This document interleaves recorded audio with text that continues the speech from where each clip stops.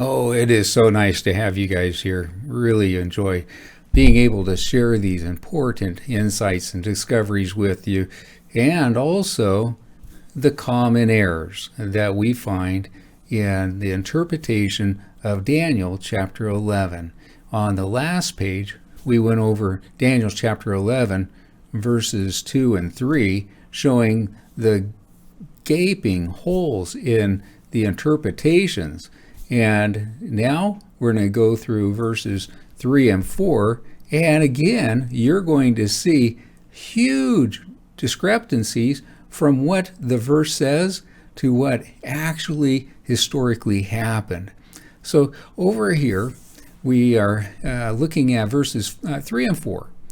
And as you go through verse 3 and 4, you'll notice that as we go through the page here, that the common interpretation, they think that the mighty king in verse 3 is King Alexander the Great.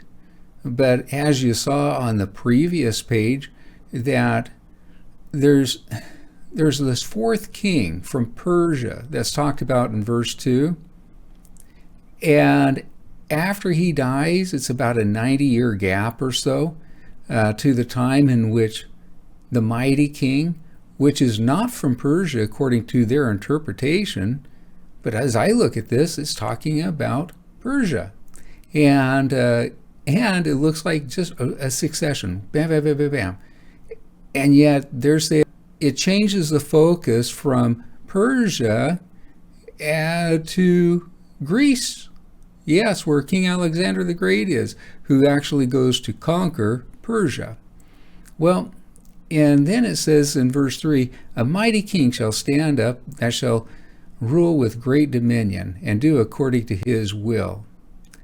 And when he shall stand up, his kingdom shall be broken, and shall be divided towards the four winds of heaven, and not to his posterity, nor according to his dominion which he ruled.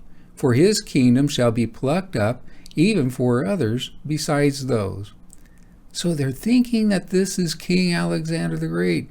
They think that there's a gap. And here's the thing also, is that when King Alexander dies, that his kingdom isn't soon split up.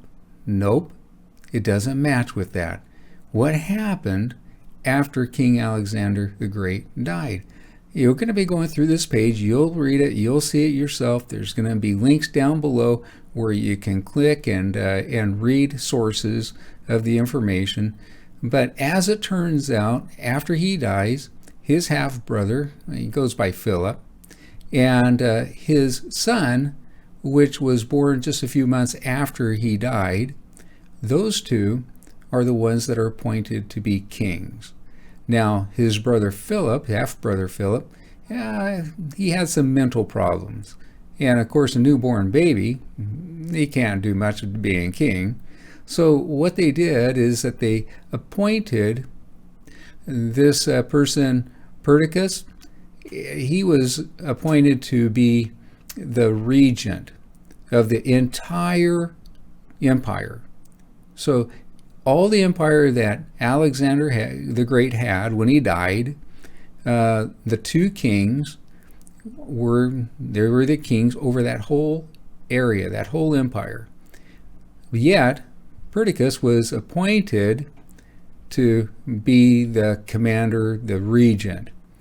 And a regent is a person appointed to administer a country because the monarch is a minor or is absent or incapacitated.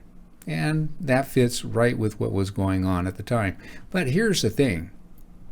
Under the kings and Perdiccas as the regent, about 24 satraps were appointed. Now these satraps are governors. So they were appointed to help run the empire. So that doesn't sound like the kingdom splitting up. It sounds like it's getting more organized. So anyways, guys, just kind of go ahead and read through the rest of the page here. and look at all the things that don't match up with common interpretations. And so if the common interpretations are wrong, if the kings of Daniel chapter 11 weren't about ancient times, then where does Daniel chapter 11 get fulfilled?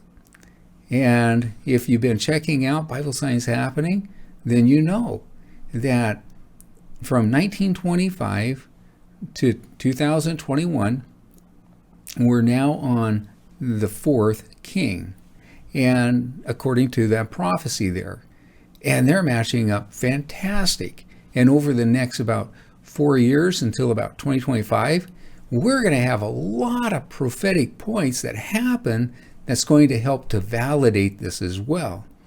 Yet, you don't have to wait for those points to be validated to look back in history, look what the common interpretation is, and to say, yep, you're right, it doesn't match up with ancient events.